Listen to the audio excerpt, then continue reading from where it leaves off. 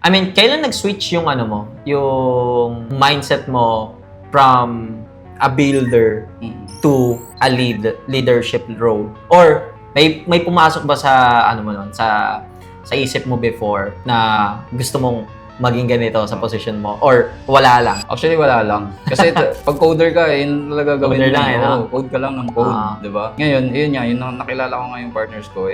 But since sobrang ano na, sobrang dami na talaga ng nagagawa namin, tas ang dami nang nasasayang ng mga meetings and deals. Doon na nag-switch yung ano mo, yung mindset mo na, hindi na to hindi na to scalable. Yes. Kailangan na natin na mas higher, parang ganun na yung nangyari. Tama. Tapos, para makuha ko to yung ganitong skills na pagli-lead, naghanap ako ng pwedeng pasukan na bootcamp na doon talaga yung so nag-bootcamp ka para ma-expose ka talaga yes, sa tapos nag-lead ako doon, and then ko na naranasan na okay, ganito pala mag-lead. Kasi ang kapag for example, gusto mo talaga yung isang bagay, kailangan mo pag-aralan yun eh. Kailangan mo maghanap ng ng pwedeng maging mentor mo siguro, tuturo sa iyo, or papasok ka talaga sa training. Kaya dapat hindi nila sinasayang yung training.